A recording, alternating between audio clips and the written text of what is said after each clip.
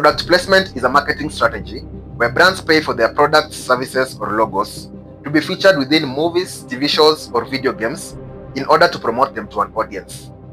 Instead of the traditional commercial breaks, these products are integrated directly into scenes, often appearing as a natural part of the storyline or set design. Welcome to making my first feature film, Day 14. From blockbusters to independent movies, brand partnerships have contributed to the success of many productions and vice versa. This type of advertising offers several advantages. The first benefit is that it is unobtrusive. The product appears in the movie or show as a natural part of the narrative. Unlike traditional advertising, it does not interrupt the viewing experience. The second benefit is long-lasting effect. A product embedded in a movie that later becomes a classic can remain part of a marketing campaign which lasts for decades. A good example is the 1969 film, The Italian Job, which famously featured 3 Mini Cooper cars. This film became a classic and exposed millions of people around the world to Mini Cooper cars for many years. There are many other famous examples of product placement in movies. One iconic case involves the Nike Air Max sneakers in the film Back to the Future Part 2.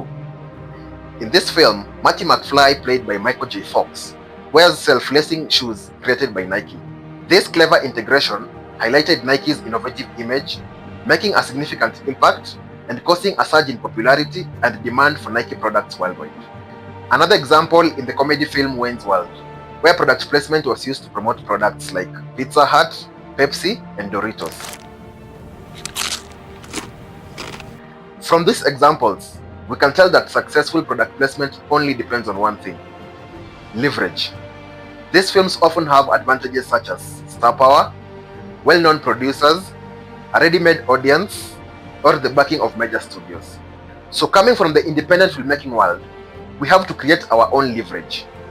For Kalongolongo, we already have 2 products that exist naturally in the story, and both are extremely nostalgic for anyone who grew up in Kenya in the early 2000s. Fudge and Blue Band Choco. The first step is identifying the companies behind them. Blue Band is produced by Upfield, while Fudge is part of the Cadbury line owned by Mondelez International. These are the parent companies you would need to approach. The next step is figuring out leverage. Brands pay for 3 things: audience access, cultural relevance, and marketing amplification. To make them interested, I can think of 2 irreducible minimums.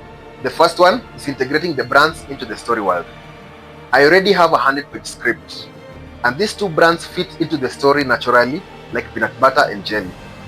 This is actually the easier one. The second and most complex is proof of audience. Building a community takes a lot of time, which I don't have as an independent filmmaker to spend on a single project. And neither do I have a formula that can speed this process up. But what I can do is give myself a deadline. 1 month to come up with a strategy for building that audience. If I manage to build a meaningful engagement and numbers within that time, then the next step will be to write a formal proposal to these companies. So I better get to work.